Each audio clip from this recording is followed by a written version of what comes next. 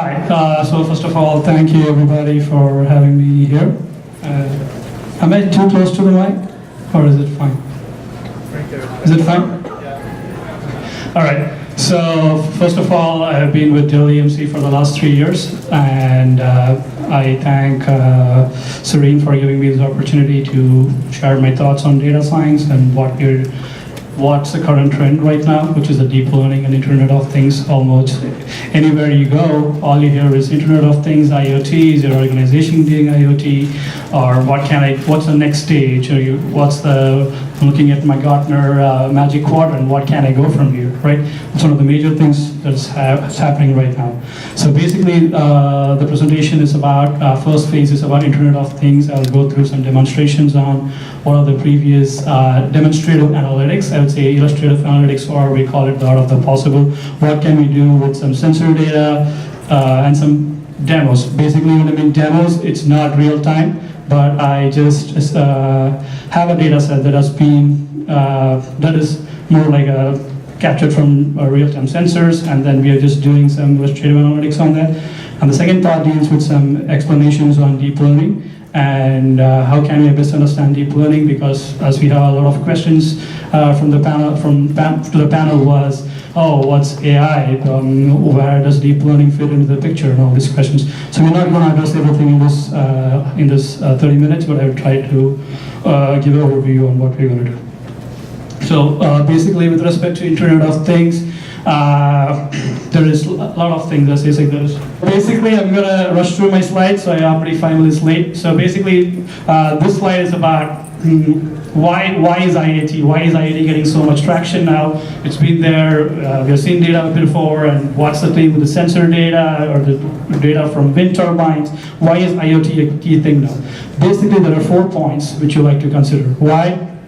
For near real-time analytics. When you go to wind turbines, you go to sensors, you go to automatic, dynamic machines that want to know where your fault is, or you have a big assembly line and you want to know the real-time information on which machine is at fault. I want to say the production cost, etc., etc. So there are 4 things. So first is for real-time analytics, and then we want to move towards a customer 360 profile. So basically, I want to know when a customer enters into the store until he leaves the store, I want to capture all his behaviors in near real time, and I want to give him the promotions or whatever right before he leaves the store. So that's one of the key things about why IoT is getting more of traction, because when you go to Amazon and you make a purchase, we already know that they know your behavior, they're going to recommend you what's your next best offer. But if you go to a brick and mortar store, there is nobody tying in Best Buy, here is your coupon right here. No, nobody is there, but you want to get it there. So IoT is coming for you, but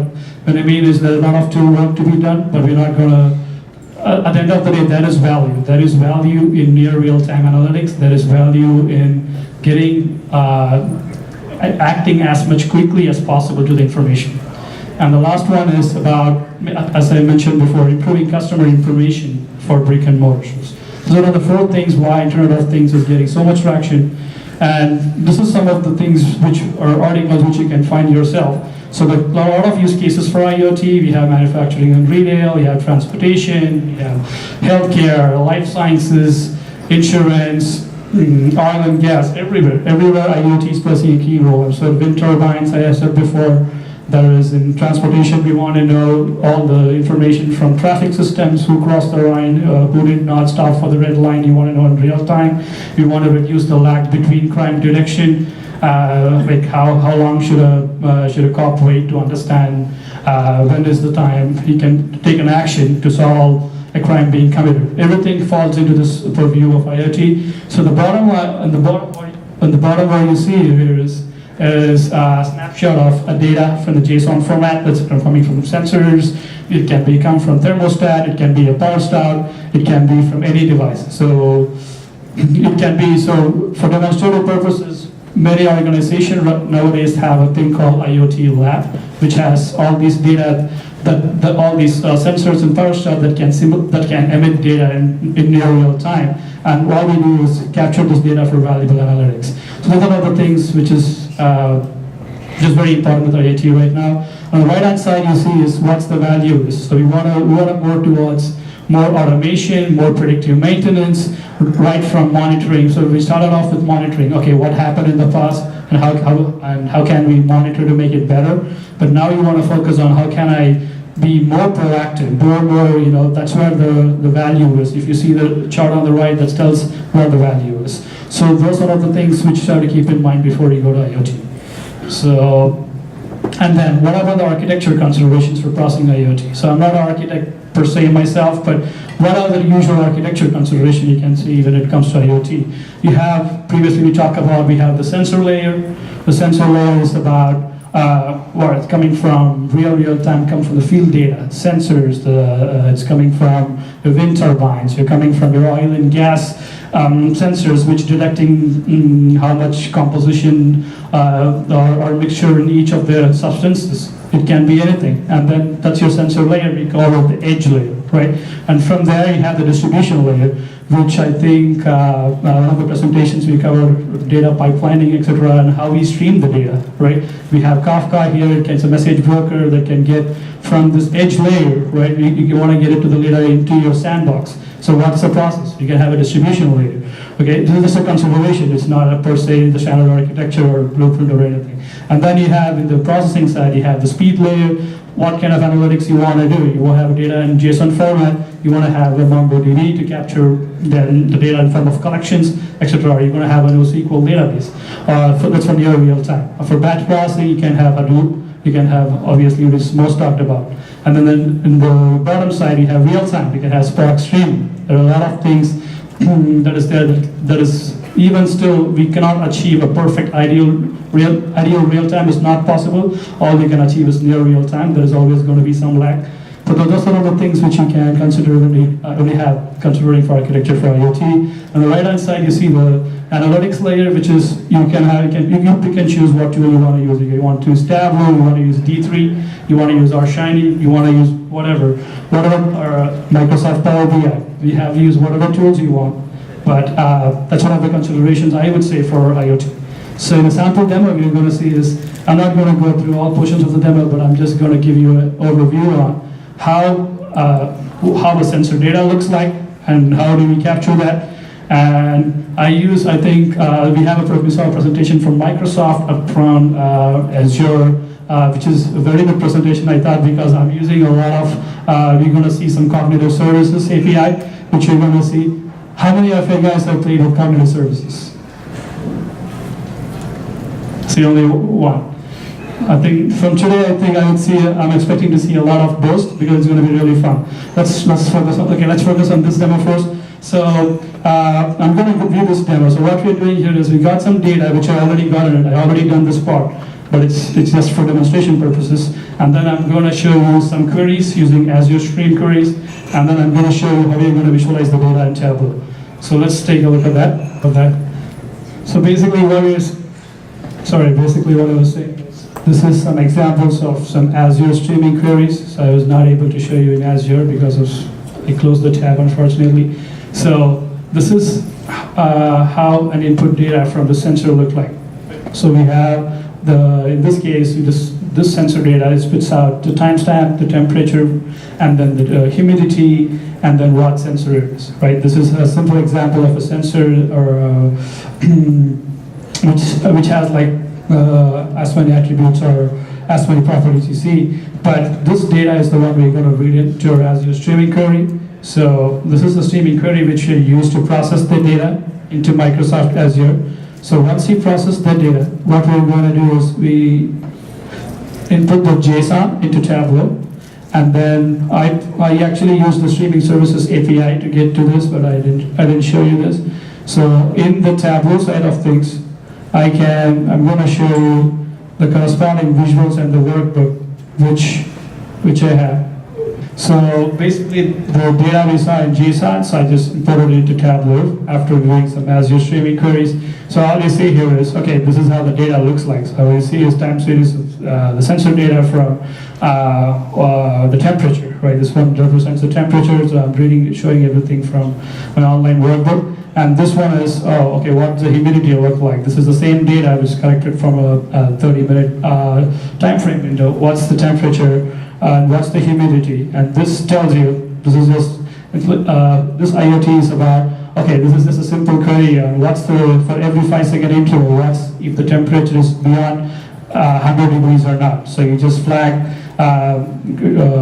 just do a simple heat map plot on if the transpiration is beyond a certain temperature.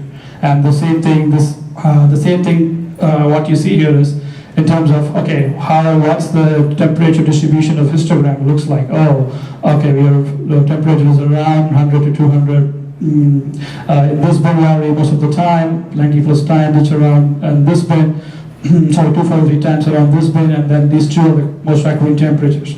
Then how much sensor emits from each sensor, right? This tells you for each of the sensor how much emits I had, so how much readings I was able to capture just within the 30-minute window, right? And the absence of events. The absence of events is about, okay, if a sensor doesn't trigger for a certain period of time, am I getting a blip in my plot, right? So what I'm showing you is not real time because I'm not connected to a streaming service yet. But this is how we want to monitor and look at images in you want to do it near real time. So the next step is about doing some correlations on, okay, what's for each of the sensors, what can I see the correlation? So is it going up? Is the lines are going down?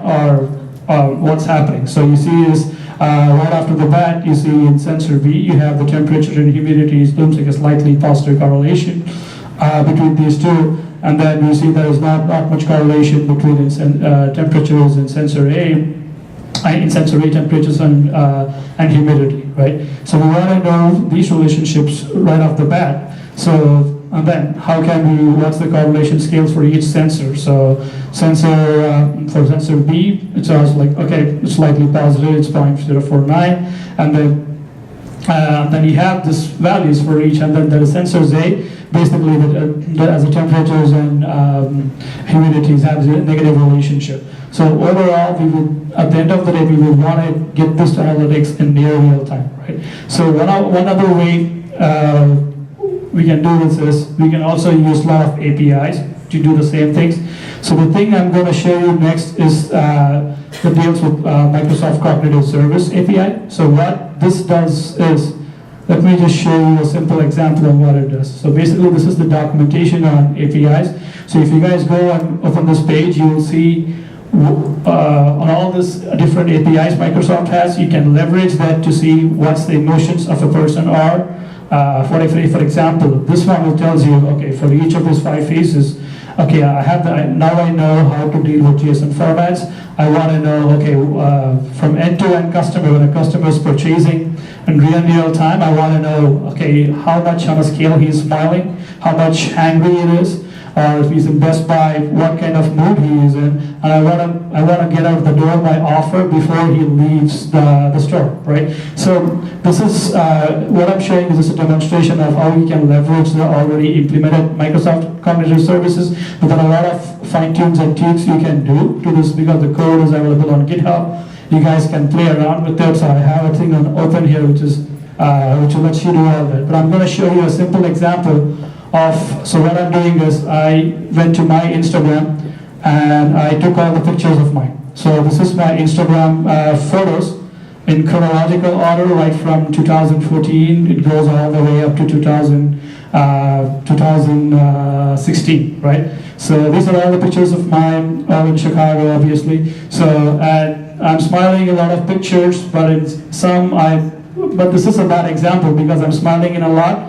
Okay, but in some I'm not, maybe for this, etc., etc. So what I want to know is, okay, how can I leverage this data and use to test it out with cognitive services to see how efficient it is, right? So what I pulled is, I just created a simple interface so that we can enter your image ID. So I want to see the emotions for whatever it is. I'll just give the number, the image ID 2. So if I'm looking at image 2, I just go to the tag, see what images, I give go.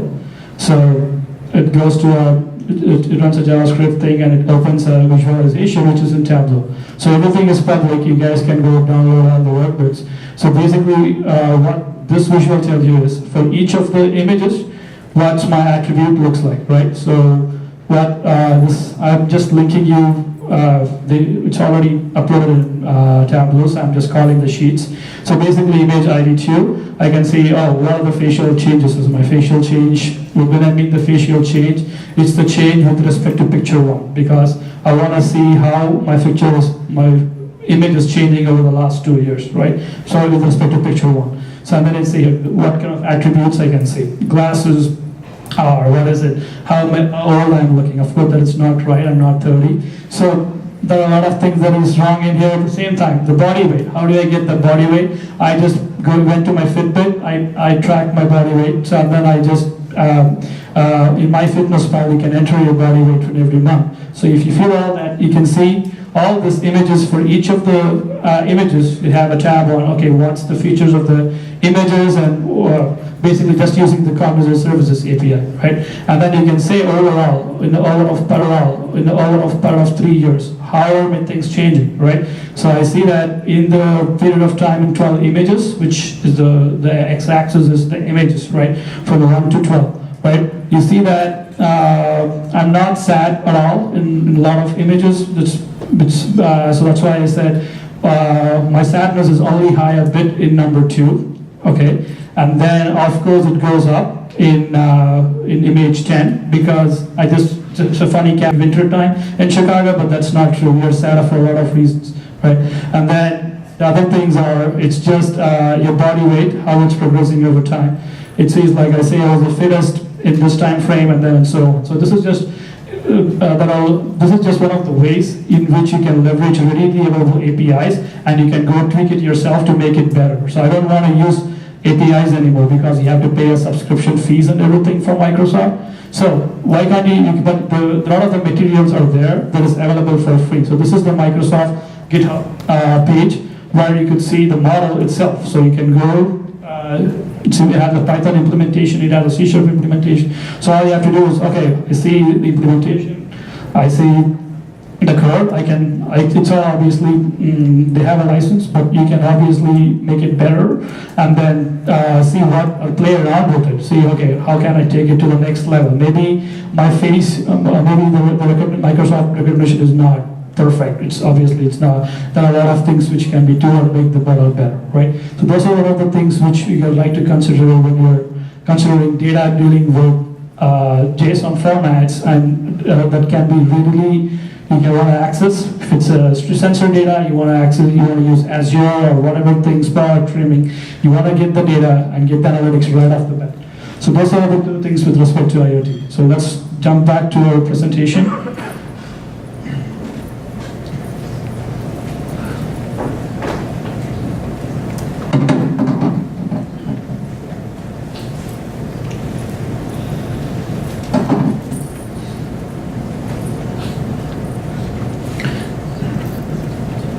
So yeah, this is, I think in the interest of time, we can skip this slide. This is about what are the frameworks that are readily available to leverage. So we see a lot of tools. We saw Microsoft Azure Stream Analytics, which is number 2, and then we saw Apache has a lot of Apache's frameworks. We have Fling, Storm, Spark Streaming, etc. And then IBM has a lot of things too. We have InfoSphere, a lot of things. So basically, at the end of the day, the tools are readily available to perform your analytics. So let's jump on to the deep learning. So I don't have much time. So with respect to deep learning, okay, so where do we start? All right. So basically the concept of deep learning has been there for a lot, I would say for decades. But the thing is, it started to get traction only in the recent last 2 years, right? It's because of we have the scale and power and to compute tons of terabytes of data, and we have the architecture, whether it's convolution neural networks or whatever architecture you want to have. You can configure, we can process huge terabytes or petabytes amount of data with that. So now with that option in mind, people are starting to get more, it's getting more traction in terms of, okay, we've already seen machine learning. How can deep learning, what's this new room about deep learning? So this New York Times article it tells you about how in 1958 itself, we had an idea about, okay, what a perceptron is and how can I use that to make predictions. So this is a very interesting article. I would recommend everybody to read it. but I can't show it here because we have to subscribe right now to NYT to do that. So, but I would recommend you guys to do that. On the bottom, what you see here is how things are getting popular with machine learning. So now, recently, Kaggle has posted this competition about $1 million for anybody who can improve on cancer detection with machine learning. So there are a lot of submissions that is happening for that. That is one of the, I think, but you can see a lot of neural network models that has been submitted for this competition. So I would recommend everybody to take a look at that and see if you guys can see what is it all about. Right. So basically, and the next concept you're going to see is why now? Why deep learning? So as you see, it's a form of machine learning that uses the model of computing that is very much inspired by the structure of brain.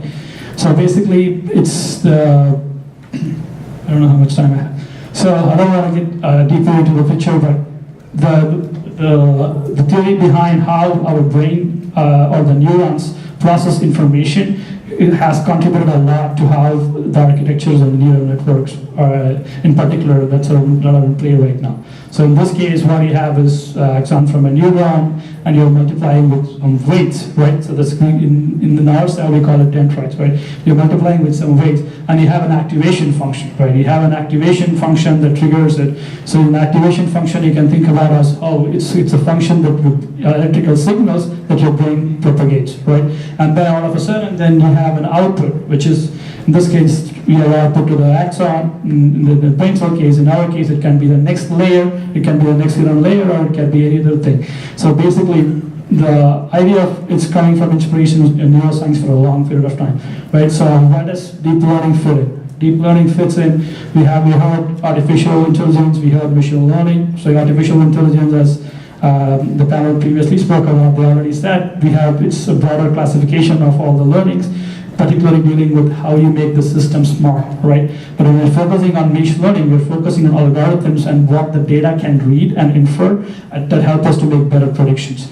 Artificial intelligence can be from anything from robotics. You can find everywhere that is fully there's no manual intervention. Everything is controlled in smart systems, right? So in machine learning, it's a subset of that, definitely. And then you have a representation learning, which focuses on specific kind of neural networks, and then you have a deep learning, which focuses on very with neural networks with multiple layers and very convoluted architecture. So that's one of the common things about the why we talk about deep learning right now. So advantages and disadvantages, it's just what we see in neural networks a lot, right? It's a black box. For most people here to say we can't explain how clearly we can explain the different parameters within neural networks. But it's one of the result-wise, it's highly, it does better for both non-linear models, and it's highly used in computer vision right now. So these are the two things which you have to keep in mind. So what are some of the use cases? We have a lot of use cases. We have NLP, we have object classification and prediction, we have handwriting recognition, we have gameplay, we have text generation. All these things are most common in place. And one of the things which you can see from here is, okay, Google Brain, the project from Google, which is currently using this for Android's OS speech recognition system. And then people spoke about Microsoft has its own called Cortana, which is an intelligence suite of that can support a variety of AI applications. And then you have Google's DeepMind, which is a subset of the company itself, which does a lot of deep learning work. So there is also deep phase. So there are a lot of things. I have provided links to all of that. You guys can definitely check it out. So let's get to a live real-time demo of a neural network. So how can we just visualize a simple neural network and just to consume the information? So, all right, sorry, we have only 30 seconds. So in the interest of time, I'm just showing you. Anybody can come and play with it. It's called Playground on TensorFlow.org. So what is it? Tells you is this is a demonstratable neural network which you can play around with it to see how can you configure a neural network and how can you understand it. So basically what I'm doing in this time is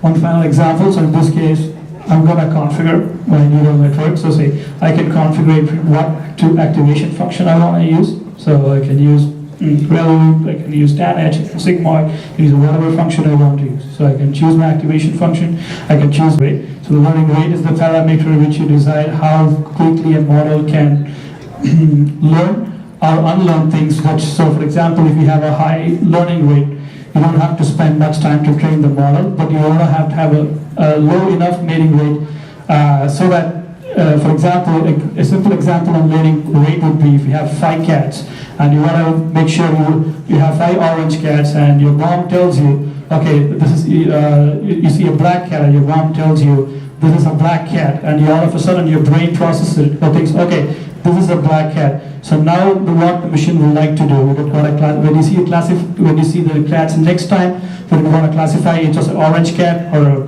a black cat, right? So a higher neural network, if you give a higher learning rate, it is wise enough to know that, okay, I can ignore the orange feature of the cat and say, okay, this is a black cat, I can classify it as a black cat. But if you give a low learning rate, even if after going through 5 or 10 black cats, it's going to still classify you as an orange cat because it's not learning for the model. But you also don't want to give the learning rate to be too high, because then you're not going to get the right threshold value. You're going to unlearn things. So that's why the learning rate is a key parameter, and how do you want to, you can play around with it, and then you can give whatever things you want and how much. So you can start off the demonstration and you can choose how many input layers you want, and then I can configure how many neurons if I want a thing, and how many hidden layers. I can increase it to 3 hidden layers, 4 hidden layers, 5 hidden layers, whatever you want, right? And then if I want to see the test data, I can go ahead and see, okay, what's the accuracy looks like. So that's the loss function, everything. So basically, in this case, I want to, if I keep running for like 10 minutes, so basically when I start running, if I keep running for the 10 minutes, I can stop at a point where, okay, I get the test loss that is almost completely bit lesser than the training loss. But again, you want to see when the function converges, right? Sometimes a model can overfit and it can keep going. So you want to give it stop the effort at the right point of time to understand what's happening. An ideal scenario would be to run this n number of times and tabulate your outcomes and see what exactly is happening. That's one of the things we'll show you. Thank you.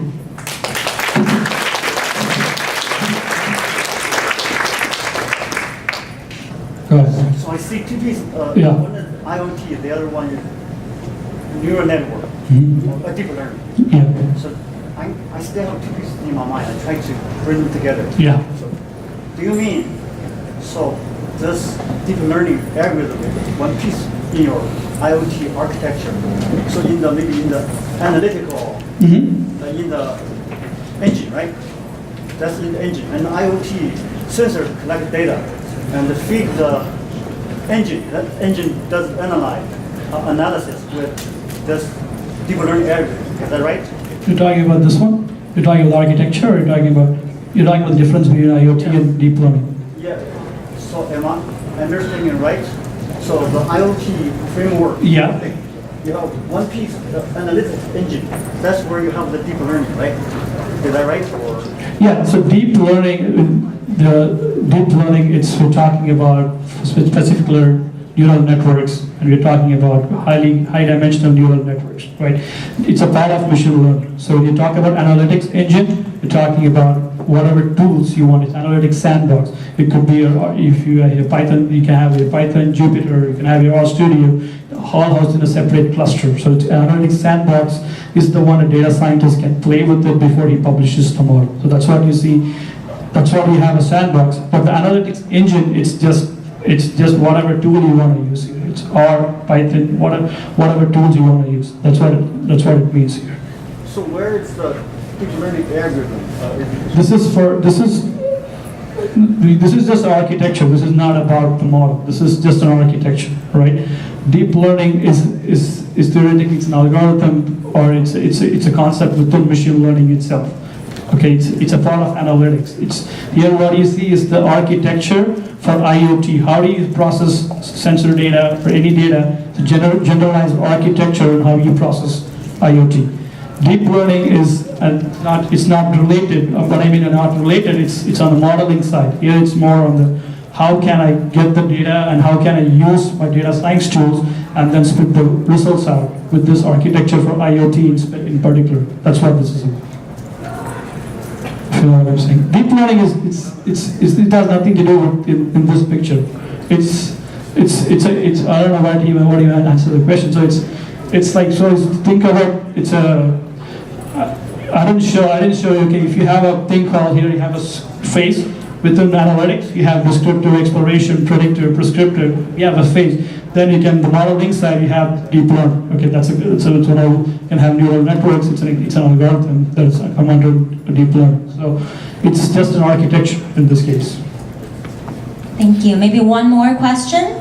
Yes.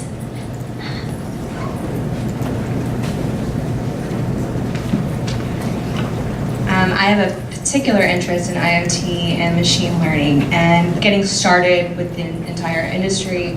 I'd like to know maybe some pointers of how, because I don't necessarily have access to a bunch of sensor data that I'm actively collecting. Is there a way to maybe a better way to get started on your own with sensor data in general rather than just a static data set taken from online? So the example I showed you, it's all available on the internet. You can go to Azure. They have a sensor data that is I think this one, the JSON data, which is the sensor data. It's readily available to you. You can get it, or there are a lot of sites online where you can get data, which is in JSON format or whatever IoT format is. You can convert it, then you can process into R. You can just convert the JSON into whatever you want to convert a data frame, or if you use Python, you can convert it into whatever it is, and then you can then start your work from there. But for the architecture side of things, you need the business help, because nowadays not every organization has the capability enough to process IoT data. So I can't speak for my organization side, but we are still, I think many companies are still coming up with the perfect architecture where I cannot have too much cost, because this data is, first of all, it's difficult to house, because the sensor data in 30 seconds I can have so many, it's not many snapshots. It's going to be, we can't house all the data. That's the first challenge. The second challenge is how can I change the model with respect to IoT, because how can I tune the model better, because the frequency of which of the data is getting sampled is much different than what you go through in traditional time series data. So that's one of the challenges with respect to IoT. But there are a lot of things online which you can straight off the Azure one, which I showed, I think, which is you can start off right off the bat, and then you can play around with the facial emotions API. Those are all free, and all the for the deep learning, okay, not deep learning, other things as well. Everything is always free. I will send the link to everybody. Thank you so much, Sri.